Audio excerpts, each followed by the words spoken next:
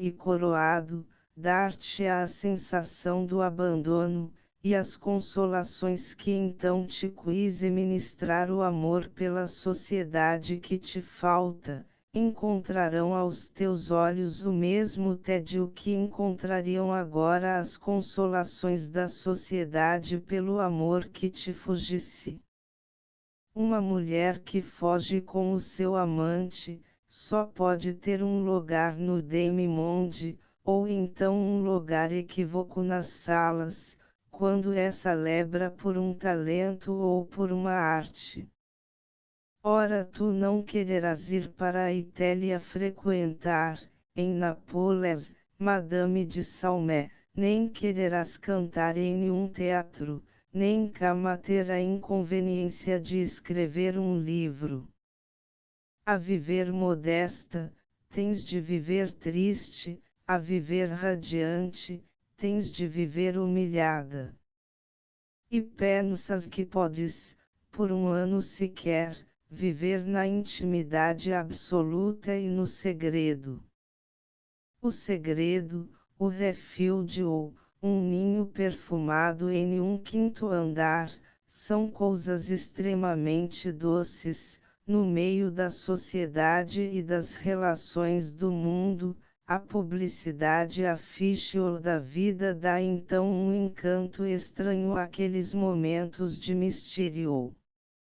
Mas a perpetuidade do mistério deve ser igual àquela legendária tortura da beatitude eterna. Quando dois entes se encontram pelas fetas condições do seu procedimento, obrigados a viverem um do outro, um para o outro, um eternamente no segredo do outro, quando isto se não passa na ilha de Robinson, nem entre dois discípulos de Sedvinborg, nem entre dois desgraçados cheios de fome, mas em uma cidade ruidosa e viva, entre duas pessoas positivas e educadas pelo segundo império, e que têm as complacências do luxo, crê que deve ser amargo. E depois, pensa. A nossa vida arrastar-se-á tristemente, de pés em pés, sem um centro amado, sem uma família, sem um fim. Não teremos, nem durante a existência, nem no grave momento da morte, a serenidade de quem é justo. A nossa vida será como a das sombras românticas de Paulo e Francesca de Rimini, levadas pelo vento contraditório. Morreremos enfim como dois seres estéreis, que nada criarão, e que não têm quem fique na terra com a herança do seu caráter, e quando todos pelos seus filhos ganham a única justa imortalidade, nós somente seremos mortais, e para nós mais que para ninguém será terrível a lembrança do fim. Perdoa que te escreva estas coisas. Mas fiz o meu dever. E agora posso livremente, insuspeitamente, dizer-te que me sinto feliz, e que o momento de amanhã, quando virmos desaparecer a terra e nos acharmos sóis, no infinito mar será para mim tão belo, que só por ele julgarei justificada a minha vida. Quando acabei de ler esta carta, sentei-me machinalmente diante das malas, com os olhos fixos, como idiota. Abri uma gaveta, tirei não me recordo que pequeno objeto de renda, e tornei a fechar, com um movimento automático, lúgubre, e a ausência absoluta da consciência e da vida. Chamei Beth, Beth, que horas são? 11, minha senhora. Dá-me água, tenho sede. Dá-me água com limão. Quando ela saiu, fui encostar a cabeça à vidraça, a olhar o movimento ondeado e lento das ramagens escuras. A lua pareceu-me regelada. Betty entrou. Betty, disse-lhe eu em uma voz sumida, sabes? Tenho medo de morrer doida. Ela olhou-me, e viu no meu rosto uma tal expressão de angústia, que me disse: que tem, meu Deus, que tem? Chore, minha rica menina, chore, não posso, não posso. Eu morro.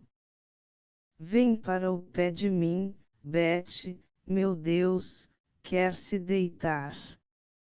Diga. E erguendo os olhos e as mãos, em uma imploração cheia de dor, de desespero, Deus me leve para si. Ai! Nada de isto era se a mamã fosse viva, minha senhora. Começou a chorar. Eu olhei-a com uma grande aflição, senti os olhos úmidos, os soluços sufocaram-me, e arremessando-me aos seus braços, chorei, chorei, chorei amargamente, chorei cruelmente, chorei pela saudade, chorei pela traição, chorei pelo meu passado legítimo, chorei pelo encanto dos meus pecados. Chorei por me sentir chorar. Nona, sosseguei. Vencida, fiquei em uma chesló, muda e como morta. Olhava machinalmente o tremer da luz. Betty, disse eu, deita-te. Eu estou bem. Vai. Ela saiu, chorando. O quarto estava mal alumiado. Eu via, fora, as ramagens do jardim, recortando-se em um relevo negro sobre o pálido céu, cheio da lua.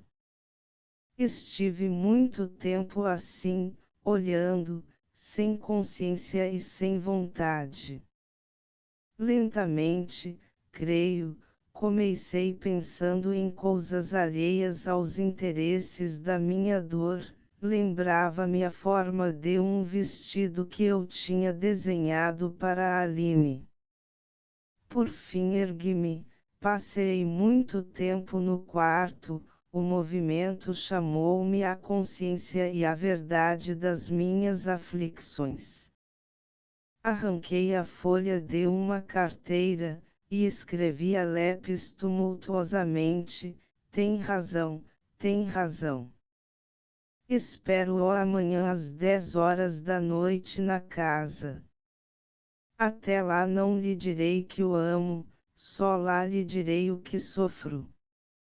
Eu mesma saí ao corredor, e do alto da escadaria, silenciosa, alumiada por um grande globo fosco, chamei um criado, André, imbecil e indiscreto, e atirei-lhe o bilhete lacrado, dizendo-lhe: leve esse bilhete já. Vá em uma carruagem. E indiquei-lhe a casa de meu primo. Ritmel estava hospedado lá. Vim sentar-me à janela do meu quarto, vinha um aroma suave do jardim, o luar, as grandes sombras, tinham um repouso romântico e triste.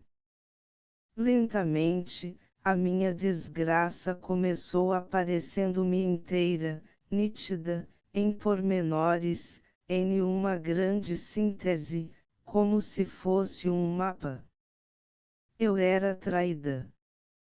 Aos 23 anos, com todas as inteligências da paixão, com todos os delicados prestígios do luxo, era traída, era traída.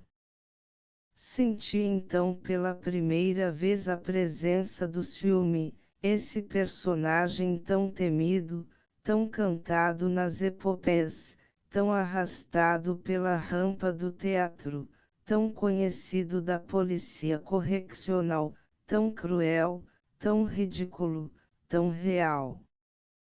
Vi-o, conheci-o, senti o seu contato irritante e mordente como um corrosivo, a sua argumentação miúda, jesuítica, implacável, sanguinária, todo o seu processo de ação, que torna de repente o coração mais puro tão imundo como a toca de uma fera. Senti o mais cruel dos ciúmes todos, aquele que se define, que diz um nome, que desenha um perfil, que nos mostra, o nosso inimigo, que nos enche as mãos de armas, que nos obriga a avançar para ele. Eu sentia no meu ciúme um ponto fixo ela. Era ela, a outra. Lembrava-me confusamente, tinha cabelos louros, finos, espalhados, uma nuvem de ouro esfiado. Eu tinha-a visto em Paris vestida de roxo na revista de Lotchamps. O seu olhar era franco, os homens deviam encontrar em ele o quer que fosse, que prometia um destino pacífico.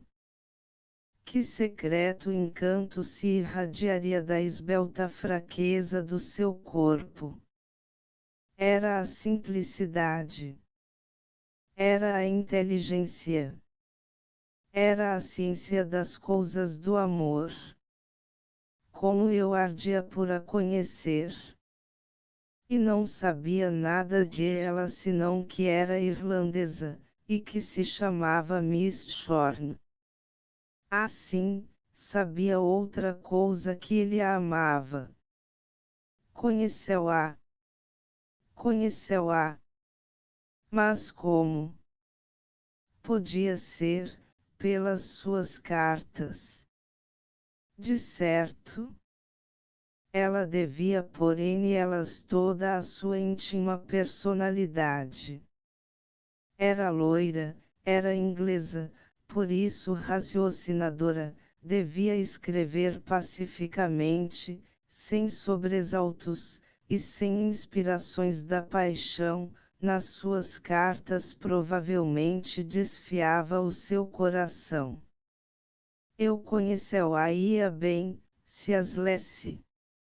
Eu saberia o estado de espírito de Ritmel, a marcha da sua paixão, pelas cartas de ela.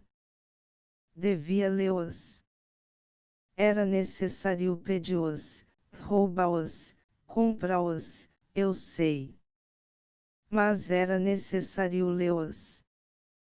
Para pensar assim eu nenhuma prova tinha de que ele recebia cartas de ela, mas tinha a certeza que elas existiam e que o seu coração estava cheio de elas.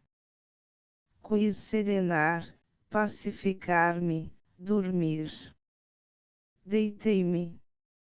O meu pobre cérebro estava em uma vibração tempestuosa, era como em uma tormenta em que vêem à superfície da mesma vaga os destroços de um naufrágio e as flores da alga, no meu espírito revolto, surgiam no mesmo redemoinho, as coisas graves, e as recordações fúteis, as minhas dores e as minhas fantasias, os desastres do meu amor, e ditos diáporas cômicas. Sentia a chegada da febre. Chamei Beth. Beth. Não posso dormir, não sei que tenho. Quero dormir por força. Quero amanhã todas as minhas faculdades em equilíbrio. Se não durmo estou perdida, endoidiço. Dá-me alguma coisa. Mas o que, minha senhora? Olha, dá-me aquela bebida que davam à mamã nas insônias, a que tu tomas quando tens dores. Tens? Quer opio? Não sei. Água opiada, vinho opiado, o quer que seja. Foi o doutor que me disse, minha querida menina, eu tenho opio. Uma gota, em um copo de água. Eu sei. Talvez lhe faça mal. Dá-me-a, o doutor disse-me ontem. Dá, depressa. Bebi. Era água opiada, creio eu. Não sei. Parece-me que adormeci logo, e lembro-me que durante o sono sentia-me encaminhar incessantemente, em um movimento perpétuo que afetava todas as formas, ora lento e pacífico, como um passeio sob uma alameda, ora rápido, volteado, e era a valsa de Gounod que eu dançava, ora solene e melancólico, e era um enterro que eu acompanhava, ora cortante, escorregadio, veloz, e era em Paris, e era no inverno, e eu patinava sobre a neve. Acordei de manhã, serena e decidida. Mandei pôr um coupé. Saí. Fiz parar a porta de meu primo. Eram 2 horas da tarde. Eu sabia, desde essa manhã, que Ritmel estava com ele em Belas. Subi. Apareceu um criado português, Luís, que eu conhecia, um imbecil, atrevido para o ganho, discreto pelo medo. Mr. Ritmel. Saiu, senhora condessa. Jaque. Foi com ele, senhora condessa. Jaque era um criado antigo de Ritmel. Luís, leva-me ao quarto de Mr. Ritmel. Ao abrir a porta do quarto estremeci. Sentia-me humilhada. Fui rapidamente a uma secretária, revolvi as gavetas, as pequenas papeleiras. Nenhumas cartas, apenas cartas indiferentes. Irritada, abri as cômodas, espalhei as roupas, procurei nos baús, nas malas, nos bolsos, ergui o travesseiro. Tremia, arquejava. Era uma busca inquisitorial, frenética, desesperada, infame. Luís, disse eu baixo, Luís, tens 20 libras. Tens 50. Mas, minha senhora, este senhor onde tem as suas cartas? Tem 100 libras. Dou-te tudo, estúpido. Onde tem ele as cartas, ele? Oh, minha senhora! Disse o criado, com uma voz lamentável, eu não sei. Não tens visto? Não tem uma secretária, uma papeleira, uma carteira, tem? Tem uma carteira de marroquim. Trau-a consigo. Anda cheia de cartas, levou-a de certo. Nunca a deixa. Sai, desce a escada, correndo, fugindo de aquele desastre, de aquela vergonha, de aquelas confidências. Atirei-me para o fundo da carruagem. A casa? Gritei. Tinha fechado os stores, soluçava, sem soluçar. 2. Beth, Beth, clamei logo no corredor. Ela apareceu, correndo. Beth, disse eu, vivamente, fechando a porta do quarto. Dize-me, aquela água com Opiol não faz mal. Por quê? Sente-se doente? Não? Estou bem. Não faz mal. Nenhum. Juras? Juro. Mas, jura sobre estes santos evangelhos. Ó, Senhora! Mas por quê? Juro. Mas por quê? Tens Opiol? Dá-me-o. Quer dormir? Não? Ela então olhou-me, fez-se extremamente pálida, mas, senhora condessa, que quer isto dizer? Dá-me-o. Dá-me-o, Beth. Pensas que me quero matar? Ela calou-se. Oh, doida! Disse eu, rindo. Se me quisesse matar não te o pedia. Mas sou feliz. Passaram-se outras coisas, vês tu. Não te as digo, mas sou feliz. Sabes o que é?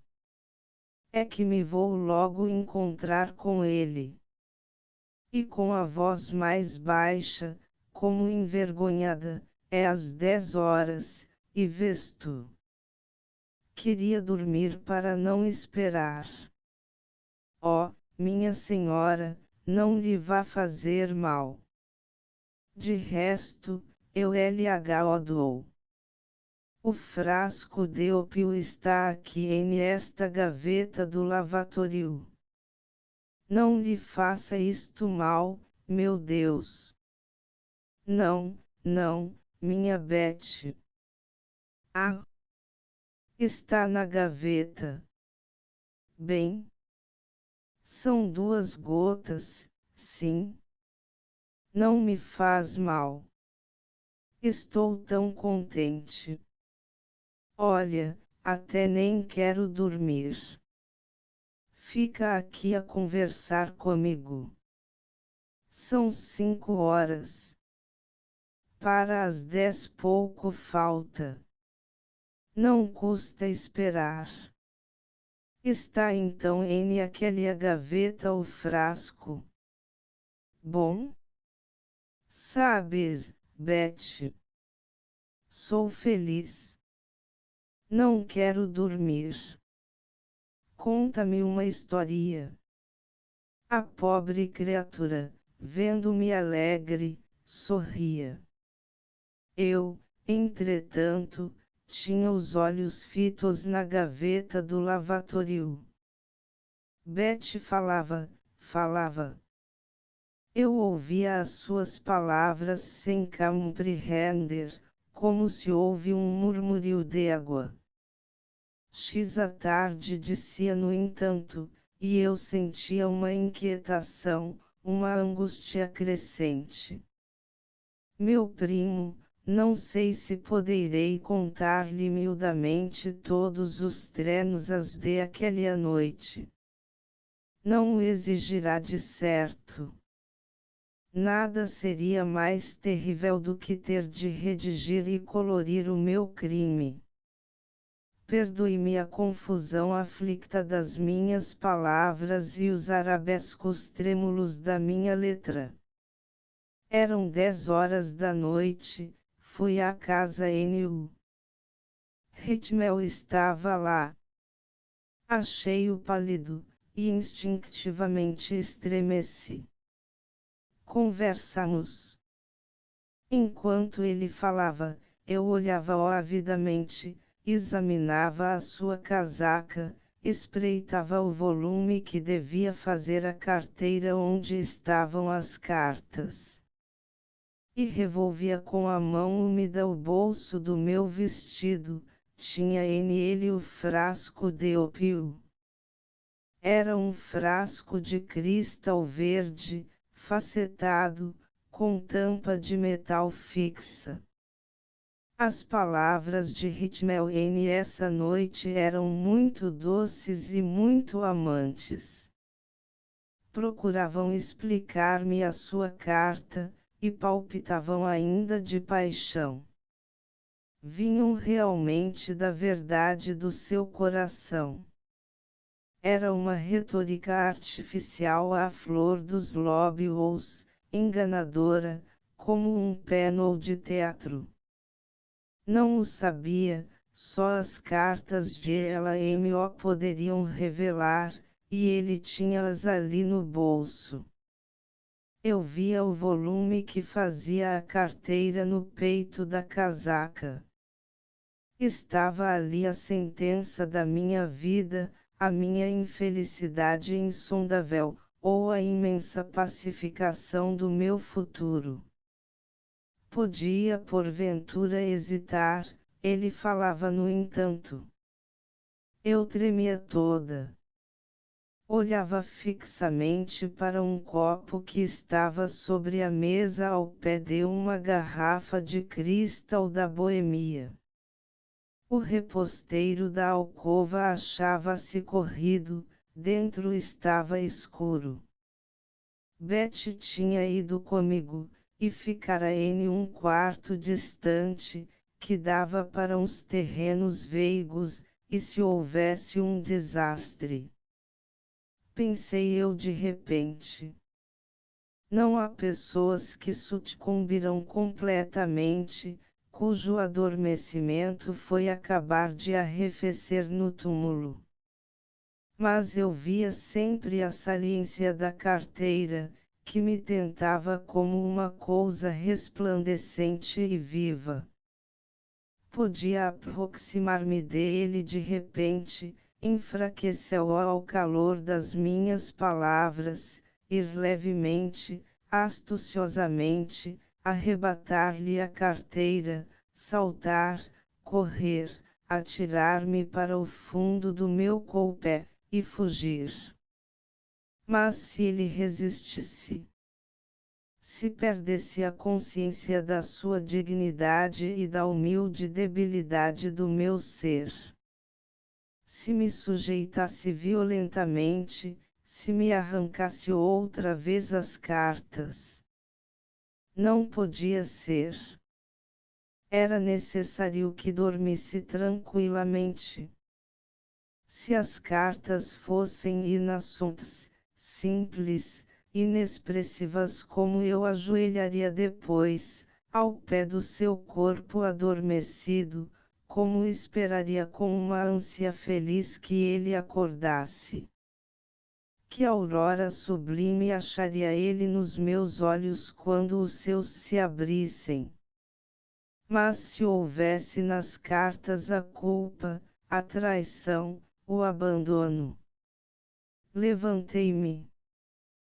Hitmel tinha ao pé de si um copo com água. Bebia aos pequenos golos quando fumava. Eu deixava-o fumar. Mas eu não sabia como havia de achar um momento meu, bastante para deitar 2 gotas de ópio no copo. Tive um expediente trivial, estúpido. Hitmel, disse eu, como em um teatro, como nas comédias de Scribe, com uma voz imbecilmente risonha, vá dizer a Betty, que pode ir, se coise. A pobre criatura dormiu pouco, está doente. Ele saiu, ergui-me. Mas ao aproximar-me da mesa, defronte do copo, fiquei hirta, suspensa.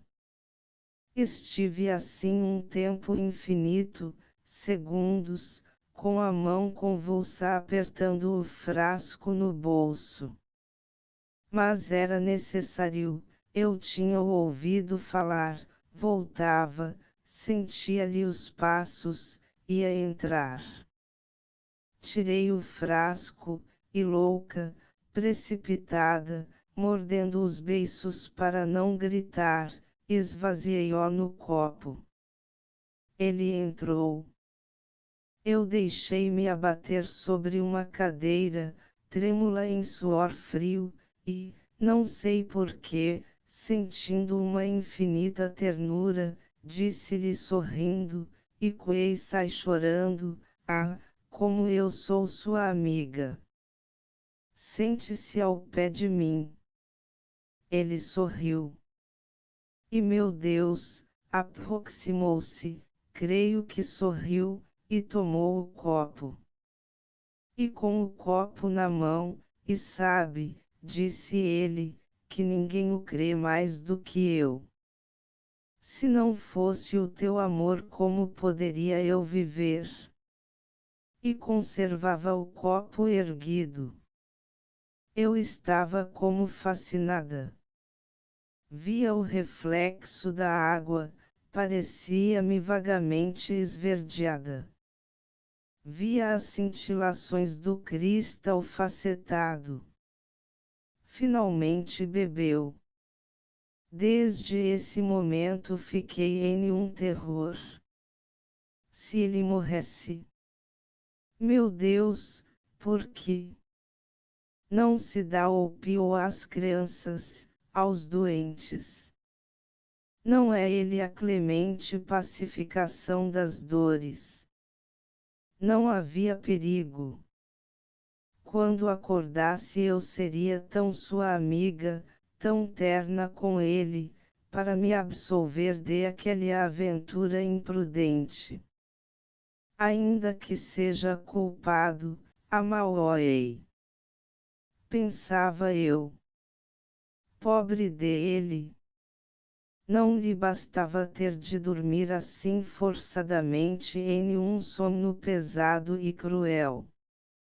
Amá-lo-ia, culpado. Traída, amá-lo-ia ainda. Ele entretanto estava calado, no sofá, com a cabeça encostada. De repente pareceu-me vê-lo empalidecer, ter uma ânsia, sorrir. Não sei o que houve então. Não me lembra se falamos, se ele adormeceu brandamente, se alguma convulsão o tomou. De nada me lembro. Achei-me ajoelhada ao pé dele. Devia ser meia-noite. Estava imóvel, deitado no sofá. Tinham passado 2 horas. Senti-o frio, via-o lívido, não me atrevia a chamar Beth. Dei alguns passos pelo quarto em uma distração idiota. Cobri-o com uma manta. Vai acordar, dizia eu machinalmente. Compus-lhe os cabelos ligeiramente desmanchados. De repente a ideia da morte apareceu-me nítida, e pavorosa. Estava morto? Senti como o fim de todas as coisas. Mas chamei-o brandamente, e com doçura, Ritmel. Ritmel. E andava nos bicos dos pés para o não acordar. Subitamente estaquei, olhei-o avidamente, precipitei-me sobre o corpo dele, envolvi-o, gritando sufocada, Ritmel. Ritmel. Ergui-o, a alucinação dava-me uma força cruel. A cabeça pendeu-lhe inanimada. Desapertei-lhe a gravata. Amparei-o nos braços, e nesse momento senti o volume, a saliência que na sua casaca fazia a carteira. Veio-me a ideia das cartas. Tudo tinha sido pelo desejo de as ler. Tirei-lhe a casaca, era difícil, os seus músculos estavam hirtos. Junto com a carteira havia outros papéis e um maço de notas de banco. Ao tomá-os, os papéis e as cartas espalharam-se no chão. Apanhei-as, apertei-as na gravata branca e meti tudo no bolso. Isto tinha sido feito convulsivamente, inconscientemente. Dei com os olhos em Ritmel. Pela primeira vez vi a contracção mortal do seu rosto. Chamei-o, falei-lhe. Estava frenética. Porque não queria ele acordar. Empurrei-o, irritei-me com ele. Porque estava assim, porque me fazia chorar.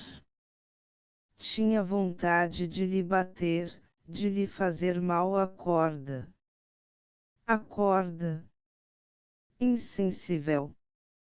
Insensível. Morto. Ouvi passar na rua um carro. Havia, pois, alguém vivo. De repente, não sei porquê, lembrei-me que tinha esvaziado o frasco. Deviam ser só 2 gotas. Estava morto. Gritei, Beth. Beth. Ela apareceu, arremessei-me aos seus braços. Chorei. Voltei para junto dele. Ajoelhei. Chamei-o, quis dar-lhe um beijo, toquei-lhe com os lóbios na testa. Estava gelada. Dei um grito. Tive horror dele. Tive medo do seu rosto lívido, das suas mãos geladas. Beth, Beth, fujamos. Consciência, vontade, raciocínio, pudor, perdi tudo aos pedaços. Tinha medo, somente medo, um medo trivial, vil. Fujamos. Fujamos. Não sei como saí. Fora da porta vi ao longe, no começo da rua, uma luz caminhar. Caminhava, crescia. Havia alguém, vestido de vermelho, que a trazia. Parecia-me ser sangue. A luz crescia. Esperei, a tremer. Aquilo caminhava para mim. Aproximava-se. Eu estava encostada à porta, na sombra, fria de pedra. A luz chegou, via. Era um padre, era outro homem com uma roupa vermelha e uma lanterna. Iam levar a alguém à extrema unção. Amparei-me no braço de Beth, e principiei a andar, sem saber para onde, como louca. Seguiam-se as linhas em que se contava o encontro que teve comigo, as quais linhas elimino por se referirem a sucessos que eu mesmo narrei e que Viesar redactor já conhece. A MC concluem as revelações de AMC e convidada a expor o que sabia, a condessa disse de viva voz, com humildade e com firmeza, a causa e o modo como involuntariamente matara Ritmel. Eis as cartas e as notas que ele trazia consigo, concluiu ela, colocando sobre a mesa um maço de papéis atados em uma gravata branca. As minhas derradeiras disposições, acrescentou, estão feitas. deem-me o destino que quiserem. Inflijam-me o castigo que mereço. Estávamos todos calados. F. Adiantou-se para o centro da sala e ergueu a voz: castigar é usurpar um poder providencial. A justiça humana que se apodera dos criminosos não tem por fim vingar a sociedade, mas sim protegê-la do contágio e da infecção da culpa. Todo o crime é uma enfermidade. A ação dos tribunais sobre os criminosos, posto que nem sempre cesse de facto, cessa efetivamente de direito no momento em que termina a cura. Sequestrar aqueles em que o mal deixou de ser uma suspeita fisiológica, e por conseguinte uma verdade científica, é fazer à sociedade uma extorsão, que, por ser muitas vezes irremediável, não deixa de ser monstruosa e horrível. Todo aquele que não é pernicioso, é necessário, é indispensável ao conjunto dos sentimentos, ao destino das ideias, à aritmética dos factos no problema da humanidade. A natureza do acto que estamos ponderando, as razões que o determinarão, as circunstâncias que o revestirão, a intenção que lhe deu origem, tudo isto nos convence de que a liberdade de esta senhora não pode constituir um perigo.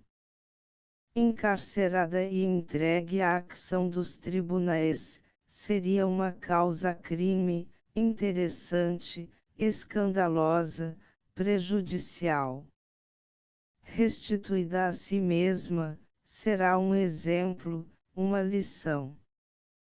E aproximando-se da porta, correu a chave que a fechava por dentro, abriu-a de par em par, e dirigindo-se à condessa, com voz respeitosa e grave, acrescentou: vá, minha senhora, tenha mais plena liberdade. Poderia disputar LH a justiça a Fischl, não pode impecer LH a rectidão dos homens de bem a quem foi entregue a decisão da sua causa. O seu futuro, violentamente assinalado pela desgraça, não pertence aos criminosos, pertence aos desgraçados. Leve-lhes a melancólica lição destes desenganos, e permita Deus que perante a Suprema Justiça, possam os benefícios obscuros e ignorados que houver de espalhar em volta de si, compensar os erros que atravessaram o seu passado. Os vestígios da sua culpa ficarão sepultados em esta casa. Nós abrimos-lhe passagem para que saísse. A condessa, em uma palidez cadavérica, vacilava, faltavam-lhe as forças, não podia sustentar-se em pé. O mascarado alto deu-lhe o braço. Ela fez um movimento como se tentasse falar. O seu rosto contraiu-se em uma profunda expressão de dor, hesitou um momento, por fim comprimiu os beiços no lenço e saiu abafando uma palavra ou estrangulando um soluço. Momentos depois ouvimos a carruagem afastando-se com aquilo que fora no mundo a condessa de W.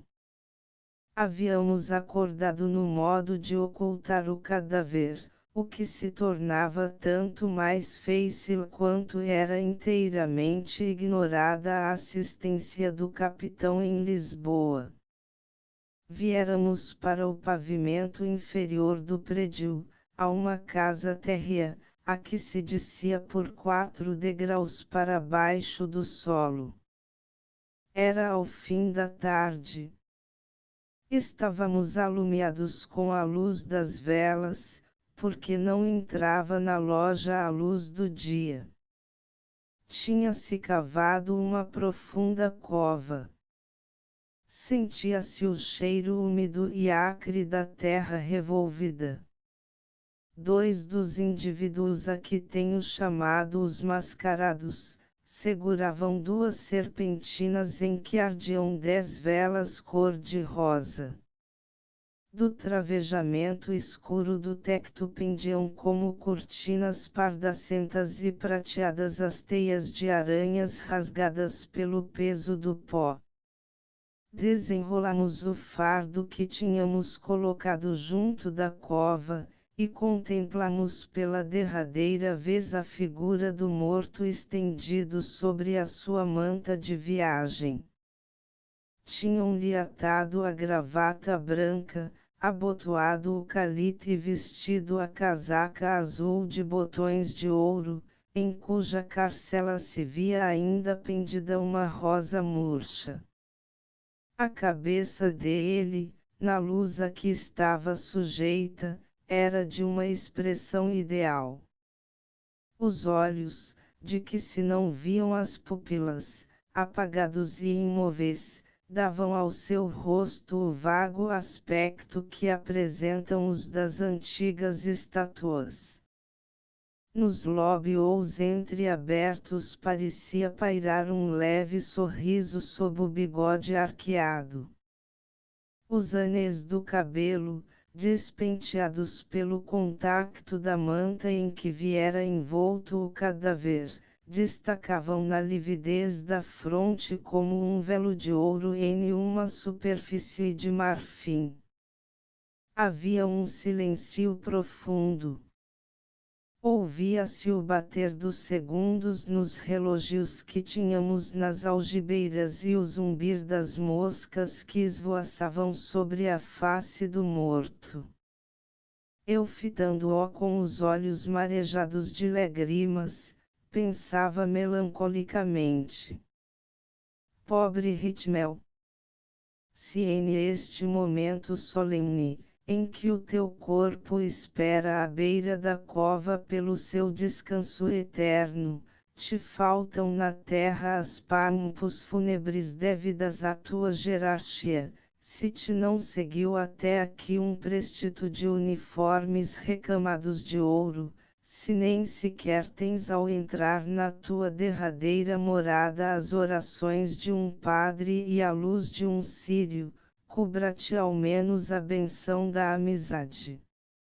Descendente de lords, moço, inteligente e belo, quando todas as flores que perfumam a vida desabrochavam debaixo dos teus passos, apaga-se de súbito no firmamento a estrela que presidiu ao teu nascimento, e tu baqueias como o ente mais desprezível no fundo de uma sepultura sem lápide, sem nome, na mesma casa em que vieste procurar a última expressão da tua felicidade, à luz das mesmas velas que alumiaram o teu derradeiro beijo.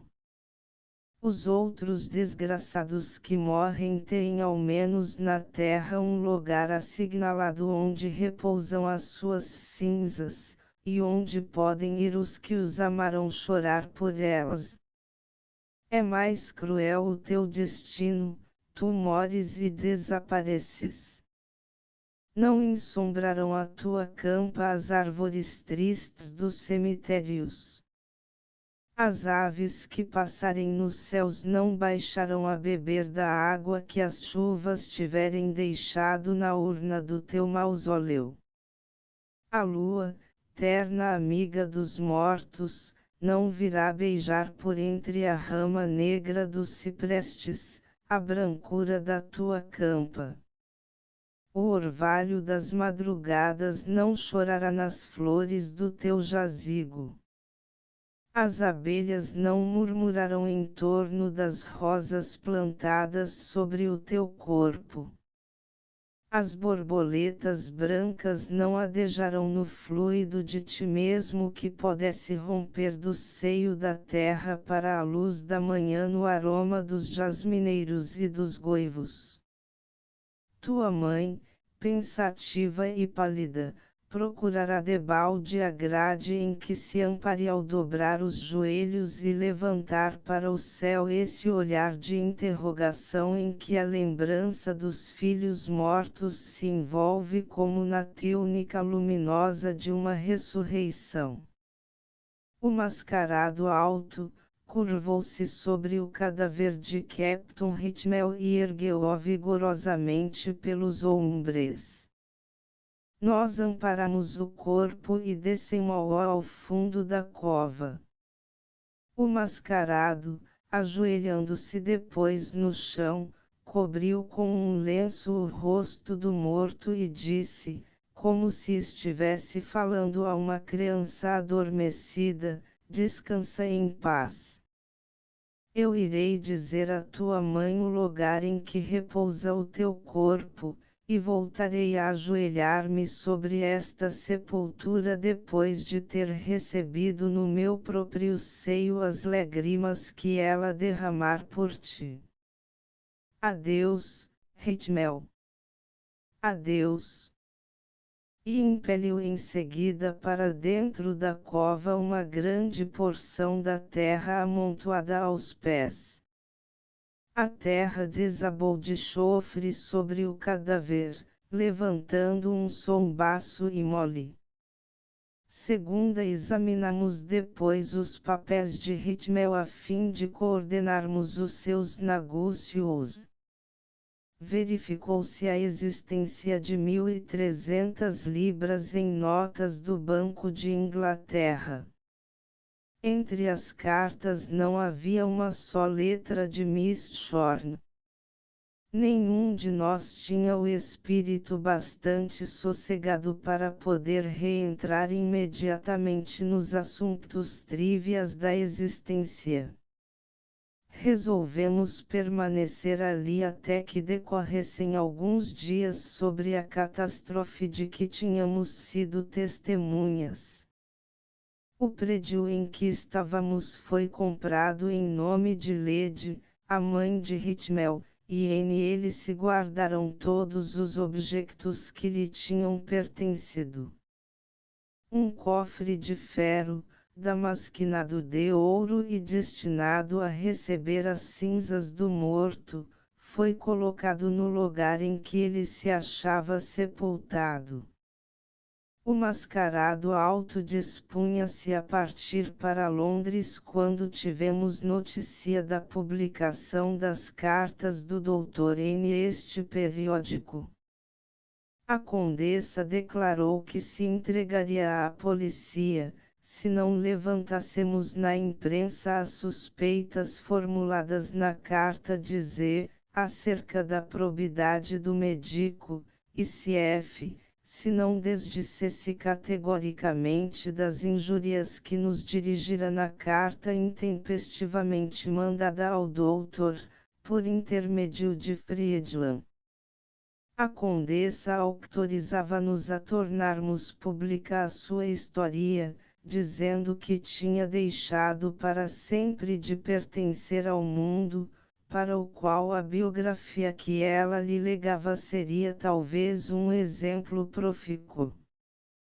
Foi então, Ezar redactor, que determinamos referir-lhe todos os pormenores deste doloroso acontecimento, ocultando ou substituindo os nomes das pessoas que tiveram parte nele, e deixando à sociedade a faculdade de as descobrir e o direito de condená-las ou absolvê-las.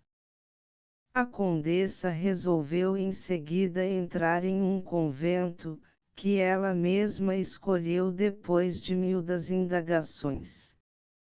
O mascarado alto acompanhou-a e eu segui-o a uma vila da província do Minho, onde existe ainda, regido com todo o rigor ascético do estatuto, um velho convento de carmelitas descalças, habitado por 5 ou 6 religiosas. Estas mulheres decrépitas vivem como de antes na pobreza de que fizeram voto, mantendo a oração, a penitência e o jejum com a mesma exaltação mística, com o mesmo fervor católico dos primeiros anos das suas núpcias com o Divino Esposo.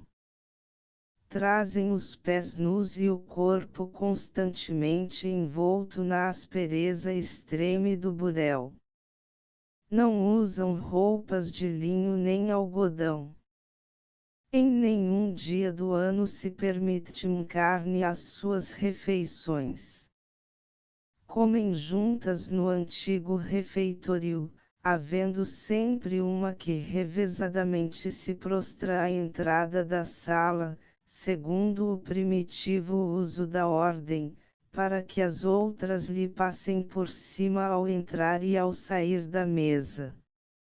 Não têm patrimônio de nenhuma espécie, nem outro algum rendimento que não seja o produto dos trabalhos que fazem.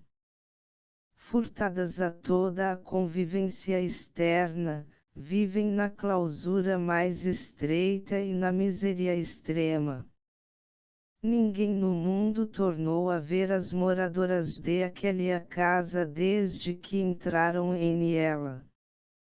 As que morrem são enterradas pelas outras no claustro e cobertas com uma pedra lisa, sem nome e sem data. Não há dístico nem outro signal que diferença as que deixam de existir.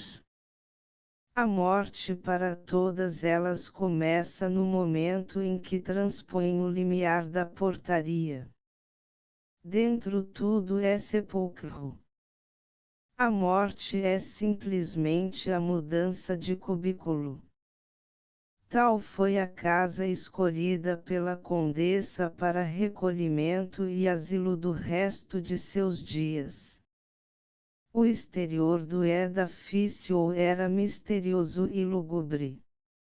Cingia-o em toda a sua amplitude uma alta muralha que o desgregava do resto do mundo, cerrando as casas habitadas pelas freiras ao exame de fora.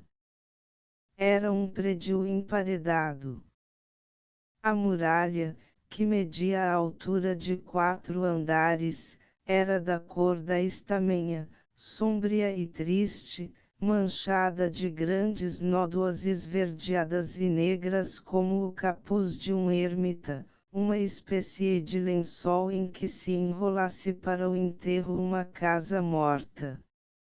Havia um ponto em que esta faixa se recolhia, formando o pátio por onde se entrava para o convento, cuja porta, mordida pelos enos, chapeada e cravejada com enormes pregos, se via no fundo através dos grossos varões de uma grade de ferro.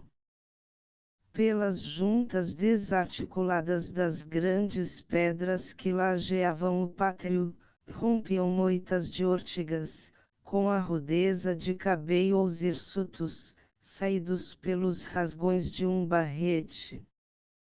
Do meio do largo surgia o bocal de um poço, cujo balde seguro por uma corda de esparto pendia de uma estaca. No chão estavam estendidos os andrajos das pobres da vizinhança, que vinham lavá-los ao pé do poço, e em esse recinto os deixavam a enxugar juntamente com as enxergas dilaceradas e apodrecidas dos berços dos seus pequenos. A um canto do pátio pendia do muro uma corrente de ferro com que se tangia uma sineta interior. A este signal via-se em uma abertura da alvenaria rodar no muro um cilindro de madeira, que por um movimento vagaroso metia para dentro a sua superfície côncava e mostrava para fora o seu interior convexo. Parecia quando isto se ouvia que o taciturno monstro entreabria a pálpebra, deixando ver uma órbita sem olho. Este aparelho chama-se a roda. A condessa pronunciou uma palavra, a que respondeu de dentro uma espécie de gemido, e foi esperar em seguida para junto da porta negra ao fundo do pátio. Quando a porta se abriu e o primo da condessa lhe apertou pela última vez a mão, as lágrimas, que até Harry conseguira dificultosamente reprimir, saltaram-lhe dos olhos. Acha horrível, não é verdade? Perguntou-lhe ela com um sorriso em que transparecia a estranha luz da resignação das mártires antigas. Que queria que eu fizesse, meu querido amigo? Matar-me? Prostituir-me à convivência da sociedade? Não posso. Falta-me o valor para sacrificar ao meu infortúnio a salvação da minha alma, e escuso de dizer-lhe que me falta igualmente a intrepidez precisa para sacrificar ao sossego ordinário da vida o pudor do meu coração. Bem vê pois que aceitei a solução mais suave. Coitado! Como lhe dou a tristeza do meu destino. Deixe estar, prometo-lhe morrer breve, se me não suceder aquela desgraça receada por Santa Teresa de Jesus, que o prazer de me sentir morrer me não prolongue mais a vida. Entregando-lhe em seguida o capuz e o manto de Casimira em que fora envolvida, adeus, meu primo, disse-lhe ela deixando-se beijar na testa. Adeus. Peça a Deus que me perdoe, e aos vivos que me esqueçam. Aos primeiros passos que ela deu para lá da porta, esta fechou-se do mesmo modo porque havia sido aberta, sem que ninguém mais fosse visto, tendo mostrado um buraco lôbrego, negro e profundo como a guela de um abismo, e a amante de Ritmel entrou no claustro. Os ferrolhos interiores rangeram sucessivamente nos anéis, expedindo uns sons intercortados, semelhantes a soluços arrancados de uma garganta de ferro. O mascarado alto passou parte de essa noite na vila, esperando a malaposta que partia a 1 hora. Ao subirmos juntos à carruagem ouvimos uma espécie de rebate em 2 sinos de uma igreja. Perguntamos o que era. O deputado da localidade, que nos acompanhava no coupé, respondeu, atirando fora um fósforo com que acendera um charuto: são as carmelitas que pedem o socorro da caridade, porque não tinham que comer. O cocheiro fez estalar o açoite, e a berlinda partiu a galope, abafando o vozear entristecido das sinetas com o estrépito que ia fazendo pelas calçadas estreitas e tortuosas da povoação. Pouco mais tenho que contar-lhe. O conde de W. recebeu em Bruxelas uma carta de sua mulher contendo estas linhas: destituo-me voluntariamente da minha posição na sociedade. De todos os direitos que porventura pudesse ter, um só peço que não seja contestado: o direito de acabar. Suplico-lhe que me permita desaparecer, e que acredite na sinceridade da minha gratidão eterna. O doutor está, como ele mesmo disse, nos hospitais de sangue do Exército francês. Frederico Friedland partiu repentinamente, no mesmo dia em que lançou no correio a carta de F, para ir incorporar-se na segunda Landwehr do seu país. F. e Carlos Fradique Mendes achavam-se há dias em uma quinta dos subúrbios de Lisboa escrevendo, debaixo das árvores e de bruços na relva, um livro que estão fazendo de colaboração, e no qual prometem NOLs a natureza mãe que viceja a seus olhos levarão a pontapés ao extermínio todos os trambolhos a que as escolas literárias dominantes em Portugal têm querido subjeitar as invioláveis liberdades do espírito. Se me é lícito por último falar-lhe de mim, saberá, Ezar redactor, que estou recolhido em uma pequena casa na província. Se ainda se lembra de Terezinha, não estranhará que eu acrescente que estou casado há dias. Precisava de isto o meu coração, da paz de um lar tranquilo. Presenciar as profundas comoções romanescas da vida é como ter assistido a um grande naufrágio, sente-se então a necessidade consoladora das coisas pacíficas, então mais que nunca se reconhece que o ser humano só pode ter a felicidade no dever cumprido a MC. A última carta, senhor redactor do Diário ou de Notícias, podendo causar reparo que em toda a narrativa que há 2 meses se publica no folhetim do seu periódico não haja um só nome que não seja suposto, nem um só lugar que não seja hipotético. Fica autorizado por via de estas letras a datar o desfecho da olude da História de Lisboa, aos 27 dias do mês de setembro de 1870, e a subscreveu-a com os nomes dos 2 signatários de esta carta. Temos a honra de ser, etc. Essa de Queiroz. Ramalho Ortigão. Índice Prefácio da 2 a edição e exposição do Dr. Intervenção de ZDF, ao médico nota segunda carta de Z. Narrativa do mascarado alto as revelações de AMC. A confissão de ela concluem as revelações de AMC. A última carta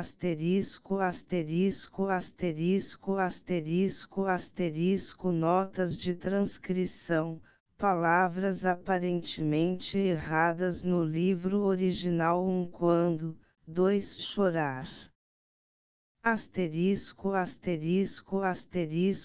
of the Project Gutenberg e-book O Mistério da Estrada de Sintra. Cartas ao Diário de Notícias update de editions will replace the previous one the old editions will be renamed. Creating the works from print editions not protected by US copyright law means that no one owns the United States copyright in these works, so the foundation, and you, can copy and distribute it in the United States without permission and without paying copyright royalties. Special rules, set forth in the general terms of use part of this license, apply to copying and distributing Project Gutenberg trademark electronic works to protect the Project Gutenberg trademark concept and trademark. Project Gutenberg is a registered trademark, and may not be used if you charge for an e-book, except by following the terms of the trademark license, including paying royalties for use of the Project Gutenberg trademark. If you do not charge anything for copies of this ebook, complying with the trademark license is very easy. You may use this ebook for nearly any purpose such as creation of derivative works, reports, performances and research. Project Gutenberg ebooks may be modified and printed and given away. You may do practically anything in the United States with ebooks not protected by US copyright law. Redistribution is subject to the trademark license, especially commercial redistribution. Start. Full license. The full Project Gutenberg license please read this before you distribute or use this work to protect the Project Gutenberg trademark mission of promoting the free distribution of electronic works, by use or distributing this work, or any other work associated in any way with the phrase Project Gutenberg. You agree to comply with all the terms of the full Project Gutenberg trademark license available with this file or online at www.gutenberg.org/license. Section 1. General Terms of Use and Redistributing Project Gutenberg Trademark Electronic Works. 1. By reading or use any part of this Project Gutenberg Trademark Electronic Work, you indicate that you have read, understand, agree to and accept all the terms of this license and intellectual property, trademark/copyright, agreement. If you do not agree to abide by all the terms of this agreement, you must cease use and return or destroy all copies of Project Gutenberg trademark electronic works in your possession. If you pay the fee for obtaining a copy of your access to a Project Gutenberg trademark electronic work and you do not agree to be bound by the terms of this agreement, you may obtain a refund from the person or entity to whom you paid the fee as set forth in paragraph 1.8. 1.b Project Gutenberg is a registered trademark. It may only be used on or associated in any way with an electronic work by people who agree to be bound by the terms of this agreement. There are a few fees that you can do with most Project Gutenberg trademark electronic works even without complying with the full terms of this agreement. See paragraph 1.c below. There are a lot of fees you can do with Project Gutenberg trademark electronic works if you follow the terms of this agreement and help preserve free future access to Project Gutenberg trademark electronic works. See paragraph 1.i below. 1c. The Project Gutenberg Literary Archive Foundation, the foundation or PGLAF, owns a compilation copyright in the collection of Project Gutenberg trademark electronic works. nearly all the individual works in the collection are in the public domain in the United States. If individual works are not protected by copyright law in the United States and you are located in the United States, we do not claim a right to prevent you from copying, distributing, performing, displaying or creating derivative works based on the work as long as all references to Project Gutenberg are removed. Of course, we hope that you will support the Project Gutenberg trademark mission of promoting free access to electronic works by freely sharing Project Gutenberg trademark works in compliance with the terms of this agreement for keep the Project Gutenberg trademark name associated with the work.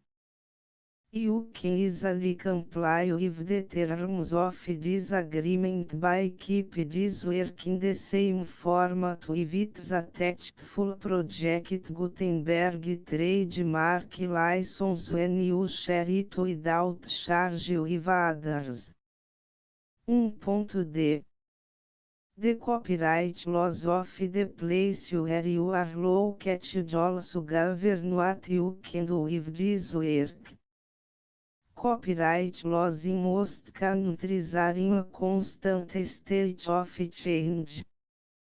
If you are outside the United States, check the laws of your country in addition to the terms of this agreement before downloading, copying, displaying, performing, distributing or creating derivative works based on this work or any other Project Gutenberg trademark work. The Foundation makes no representations concerning the copyright status of any work in any country other than the United States. Unless you have removed all references to Project Gutenberg.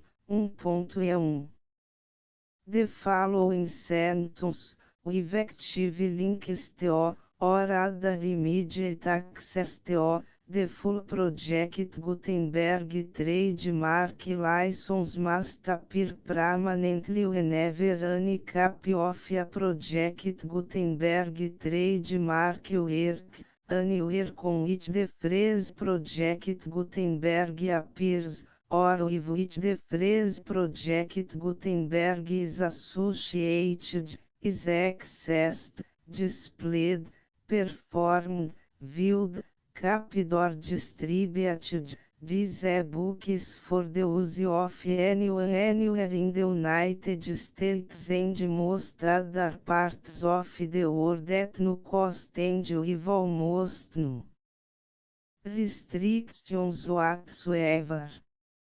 You may copy it, give it away or reuse it under the terms of the Project Gutenberg license included with this e-book or online at www.gutenberg.org.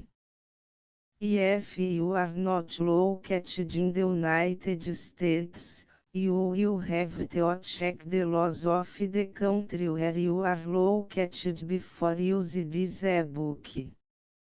1.E2 If individual Project Gutenberg trademark electronic works derived from texts not protected by US copyright law, does not contain a notice indicating that it is posted with permission of the copyright holder, the work can be copied and distributed to anyone in the United States without paying any fees or charges.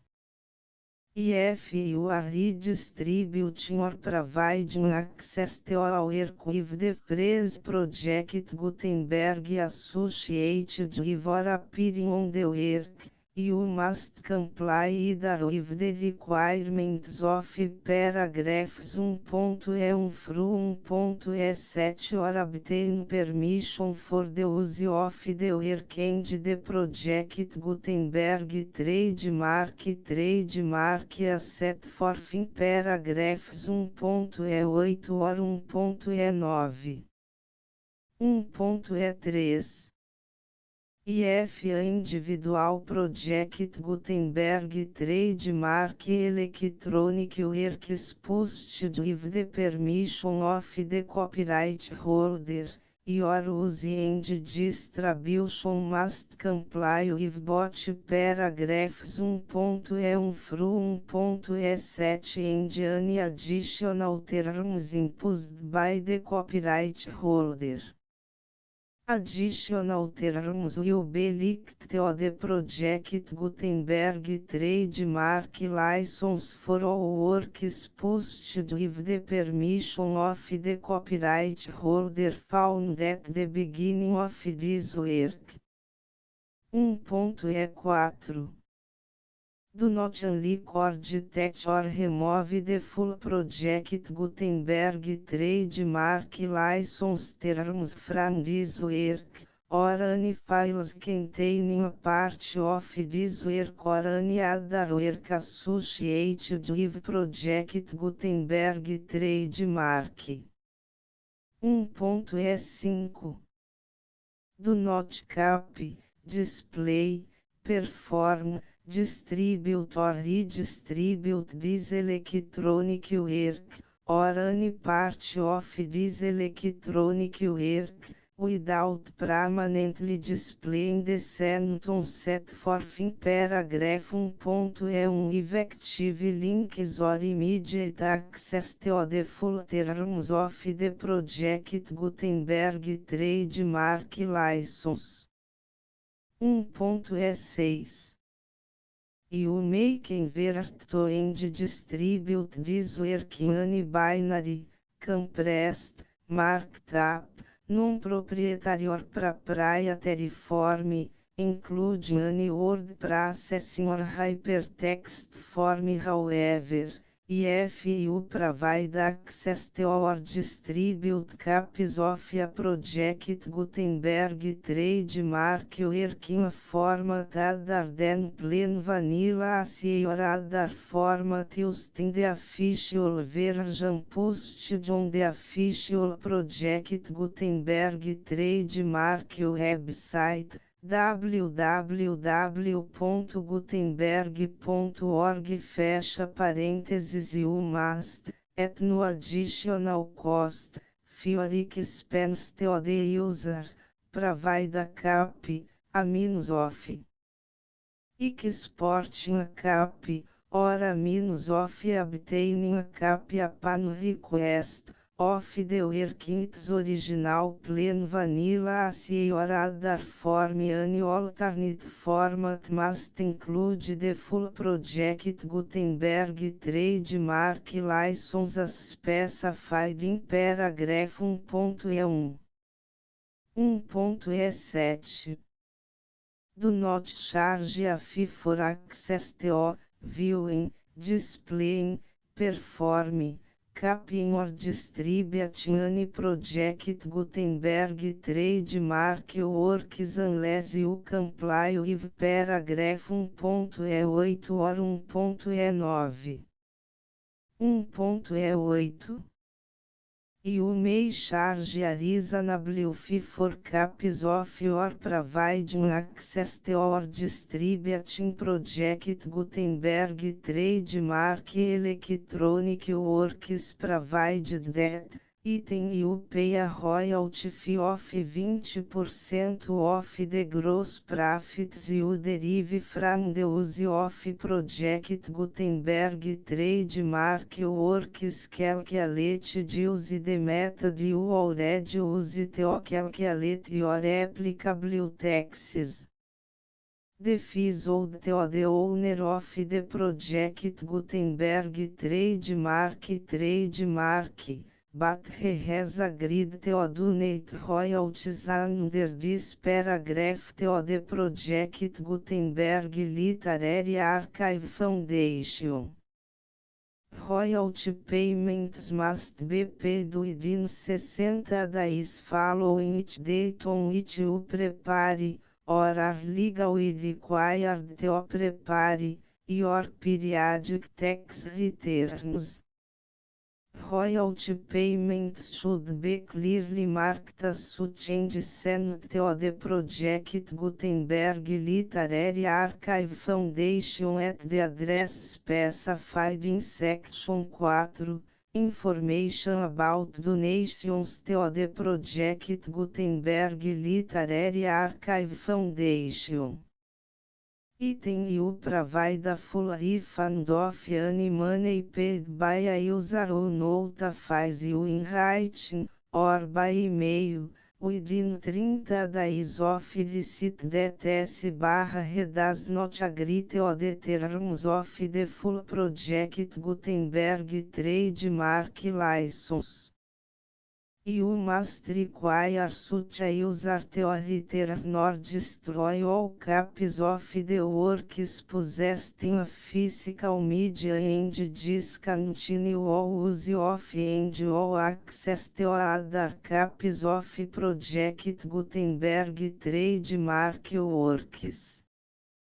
Item you provide, in accordance with paragraph 1.f3, a full refund of any money paid for a work or a replacement copy, if a defect in the electronic work is discovered and reported to you within 90 days of receipt of the work.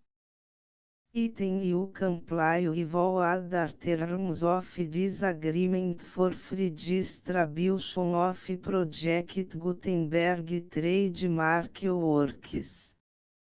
1.E9 If you wish to charge a fee or distribute a Project Gutenberg trademark electronic work or group of works on different terms than are set forth in this agreement, you must obtain permission in writing from the Project Gutenberg Literary Archive Foundation, the manager of the Project Gutenberg trademark. Contact the foundation as set forth in section 3 below.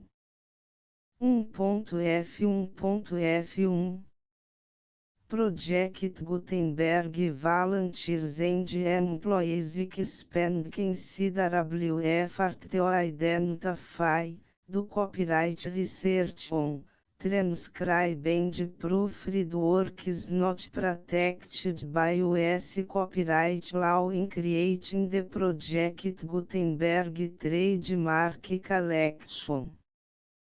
Despite these efforts, Project Gutenberg trademark electronic works, and the media on which they may be stored, may contain defects such as, but not limited to, incomplete, inaccurate or corrupt data, transcription errors, a copyright or other intellectual property infringement, a defective or damaged disk or other medium, a computer virus, or computer codes that damage or cannot be read by your equipment.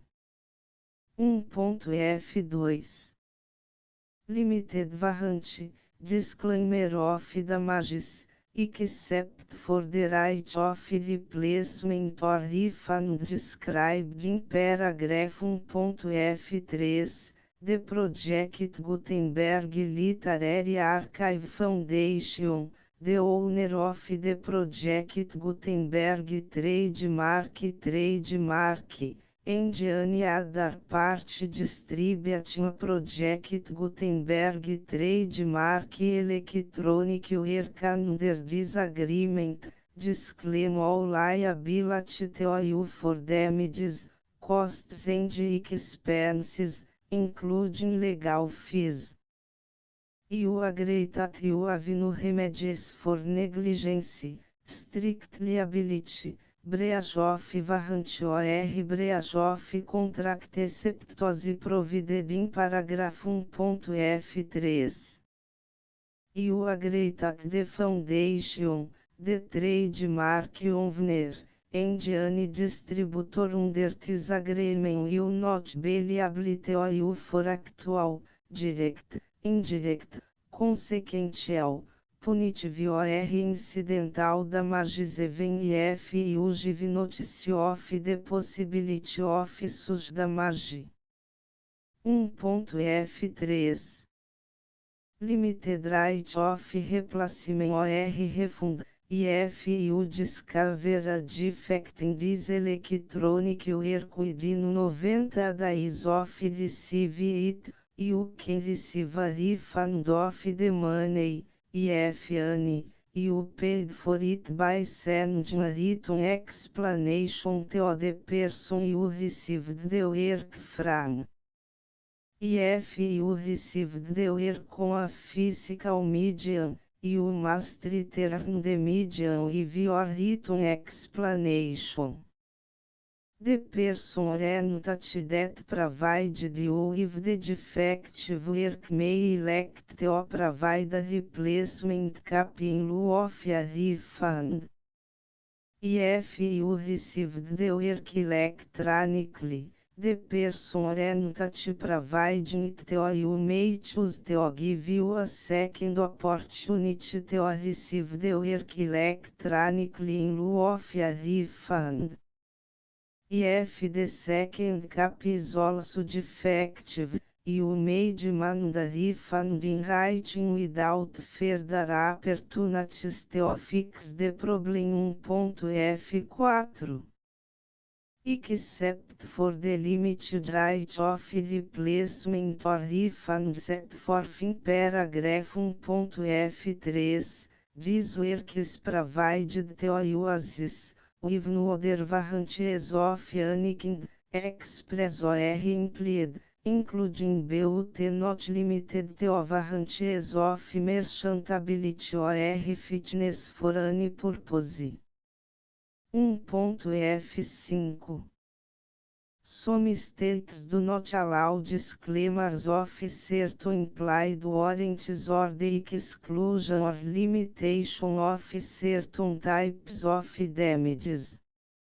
If any disclaimer or limitation set forth in this agreement violates the law of the state applicable to this agreement, the agreement shall be interpreted to make the maximum disclaimer or limitation permitted by the applicable state law.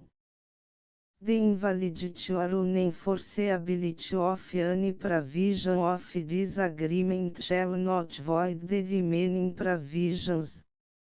1.f6 Indemnity. You agree to indemnify and hold the foundation, the trademark owner, any agent or employee of the foundation, anyone providing copies of Project Gutenberg trademark electronic works in accordance with this agreement, and any volunteers associated with the production, promotion and distribution of Project Gutenberg trademark electronic works, harmless from all liability, costs and expenses, including legal fees, that arise directly or indirectly from any of the following which would or cause to occur. A. Distribution of this or any Project Gutenberg trademark work. B. Alteration, modification, or additions or deletions to any Project Gutenberg trademark work, and C. Any defect you cause. Section 2.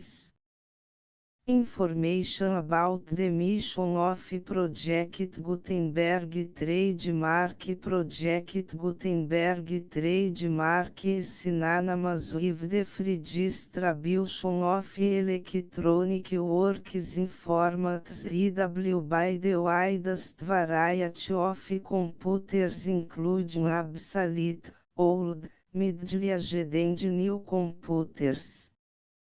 It exists because of the efforts of hundreds of volunteers and donations from people in all walks of life. Volunteers and financial support to provide volunteers with the assistance they need are critical to reach Project Gutenberg trademark goals and ensuring that the Project Gutenberg trademark collection will remain freely available for generations to come. Em 2001, the Project Gutenberg Literary Archive Foundation was created to provide a secure and permanent future for Project Gutenberg trademark and future generations. To learn more about the Project Gutenberg Literary Archive Foundation and how your efforts and donations can help, see sections 3 and 4 and the Foundation information page at www.gutenberg.org. Section 3.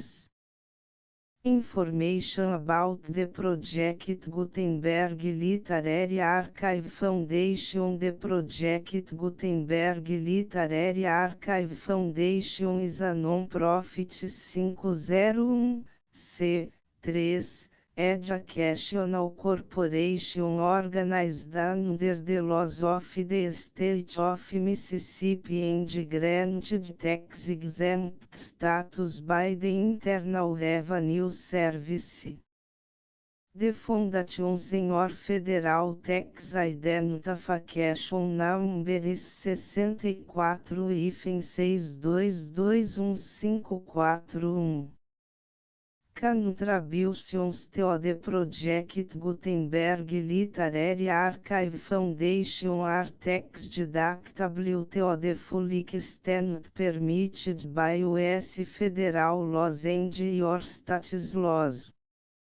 The Foundation's business office is located at 809 North 1500 West, Salt Lake City, Utah 84116, 8015961887. E-mail contact links and up-to-date contact information can be found at the Foundation's website and official page at www.gutenberg.org/contact section 4.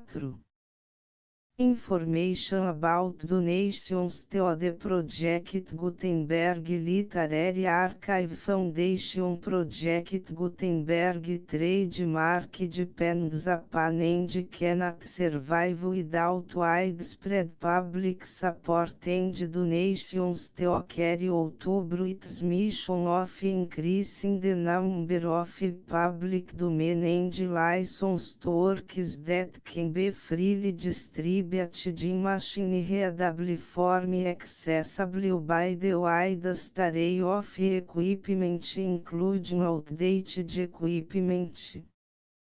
Many small donations, $1 to cifrão 5,000, are particularly important to maintaining tax-exempt status with the IRS.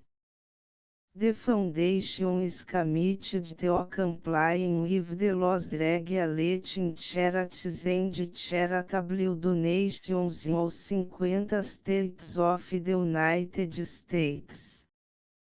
Compliance requirements are not uniform and it takes a considerable effort, much paperwork and manifest omit and keep up with these requirements. We do not solicit donations in locations where we have not received written confirmation of compliance.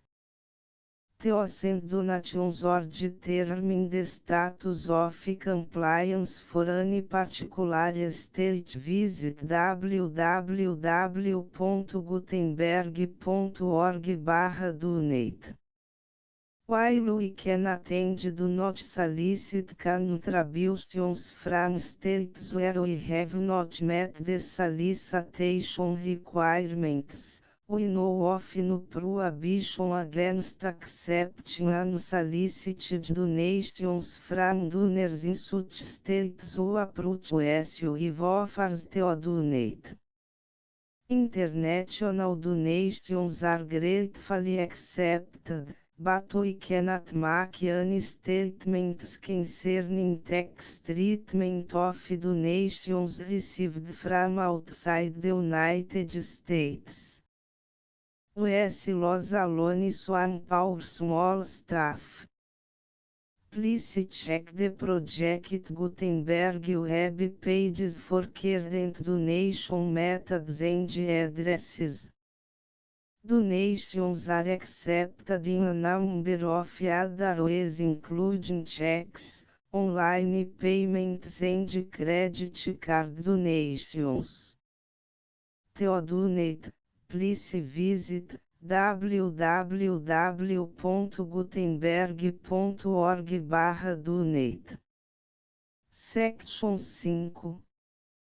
General Information about Project Gutenberg Trademark Electronic Works. Professor Michael S. Hart was the originator of the Project Gutenberg trademark concept of a library of electronic works that could be freely shared with anyone. For 40 years, reproduced and distributed Project Gutenberg trademark ebooks with only a loose network of volunteer support.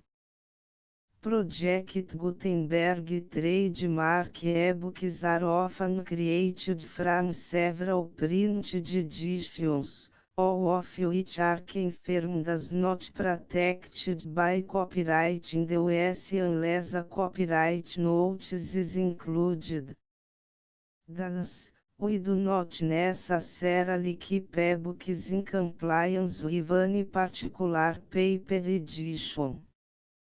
Most people start at our website, which has the main page search facility, www.gutenberg.org. This website includes information about Project Gutenberg trademark, including how to make donations to the Project Gutenberg Literary Archive Foundation, how to help produce our new ebooks, and how to subscribe to our email newsletter to hear about new ebooks. Coleção Antônio Maria Pereira Essa de Queiroz e Ramalho Ortigão Lisboa mais O Mistério da Estrada de Sintra mais exposição do Doutor asterisco mais e segundo terceira quarta vez sexto sétima mais intervenção de Z mais de F.